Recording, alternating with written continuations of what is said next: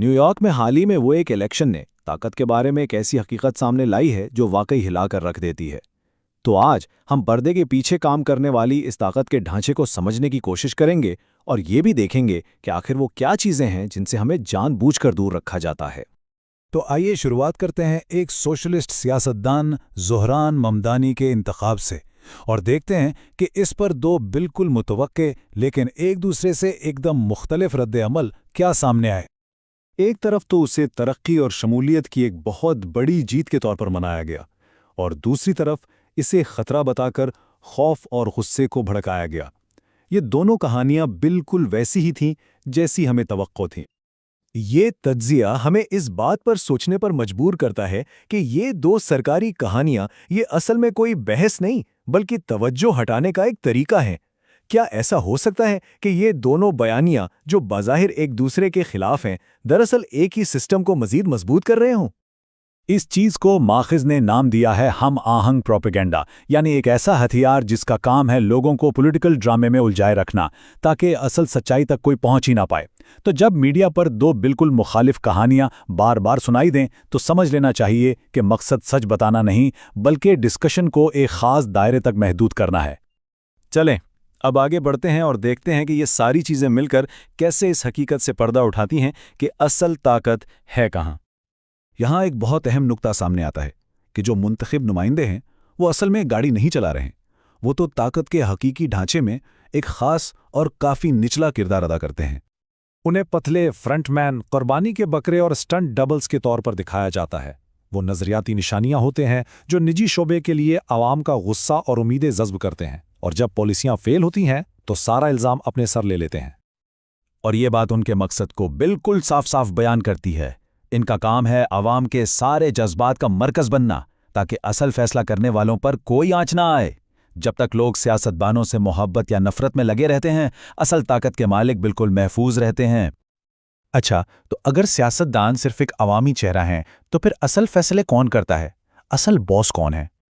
ये तज्जिया न्यूयॉर्क शहर को एक केस स्टडी के तौर पर इस्तेमाल करता है ताकि हमें ताकत के हकीकी ढांचे का एक नक्शा दिखाया जा सके। और यहां आती है असल कहानी। जरा इस रैंकिंग को देखें।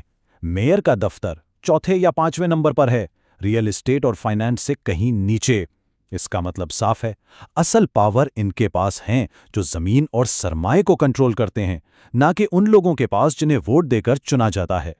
बल्कि ये चार्ट तो इस फर्क को और भी वाज़े कर देता है। तज्जिए का अंदाजा है कि मेयर के दफ्तर के पास टॉप लेवल की ताकत के मुकाबले में 25% से भी कम ताकत होती है, यानी मुंतखब हुकूमत की ताकत निजी सरमाए के सामने बहुत ही कमज़ोर है। ये साख्ती हकीकत हमें बताती है कि इनका काम असल में निजी सरमाए के मकासद को अवामी मंजूरी दिलवाना है। आसान लफ्ज़ों में कहें तो सियासतदान ताकत के मालिक नहीं बल्कि मिडिल मैनेजमेंट हैं। इनका काम बस ऊपर से आने वाले अहकामात को अवाम के सामने काबिल कबूल बनाना है। ताकत का ये ढांचा हमें इस तज्जिए के सबसे गैर मुतवक्के और सच पूछें तो चौंका देने वाले दावे की तरफ ले जाता है।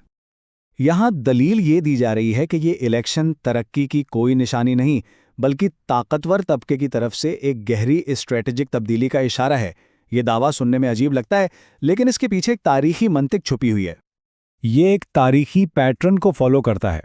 जब किसी शहर में जो गालिब नस्ली ग्रोह होता है वो अक़लियत में चला जाता है तो ताकत का ढांचा बाकी लोगों के लिए समाजी मुआहदे को छोड़ देता है।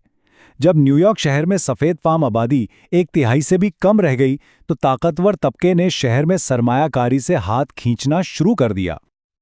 ये एक ऐसी मिसाल है जिसे भुलाना मुश्किल है। ये दावा करता है कि नई लीडरशिप को एक ऐसे बहरान का इल्ज़ाम अपने सर लेने के लिए सामने लाया जा रहा है जिसे पहले ही नागुज़ीर समझा जा चुका है। उन्हें कामयाबी के लिए नहीं बल्कि नाकामी का जिम्मेदार ठहराने के लिए सामने लाया गया है।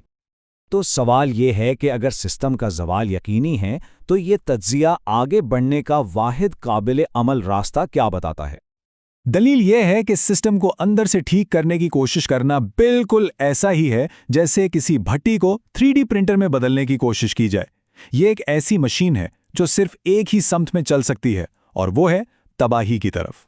चूंकि सिस्टम से लड़ना बेकार समझा जाता है इसलिए वाहिद ऑप्शन ये पेश किया गया है कि इस खेल को खेलना ही छोड़ दें और अपने मुतबादिल रास्ते बनाएं। یعنی اپنی توانائی قومی سیاست پر ضائع کرنے کے بجائے مقامی سطح پر خود مختار نظام بنانے پر لگائیں۔ اور یہ صرف کوئی خیالی بات نہیں ہے۔ آمش کمیونٹیز کی معاشی کامیابی کو ایک عملی ثبوت کے طور پر پیش کیا جاتا ہے۔ یہ دکھاتا ہے کہ اگر عام لوگ مل کر کام کریں تو وہ ایک کامیاب مقامی معیشت بنا سکتے ہیں۔ قومی سیاست میں حصہ لینے کو ایک بے معنی کام کے طور پر دکھایا گیا ہے، جو اصل بحران سے ہماری توجہ ہٹاتا ہے۔ یہ بالکل ویسا ہی ہے جیسے کوئی ڈوبتے جہاز پر بیٹھ کر موسیقی سے لطف اندوز ہو رہا ہو۔ تو یہ تجزیہ ہمارے لیے جو آخری اور سب سے ہلا دینے والا سوال چھوڑ جاتا ہے وہ یہ نہیں کہ ووٹ کس کو دینا ہے، بلکہ یہ ہے کہ آگے جو ہونے والا ہے اس کے لیے تیاری کیسے کی جائے۔ اب سوال سسٹم کو بچانے کا نہیں رہا، بلکہ اس کے گرنے پر خود کو بچانے کا ہے۔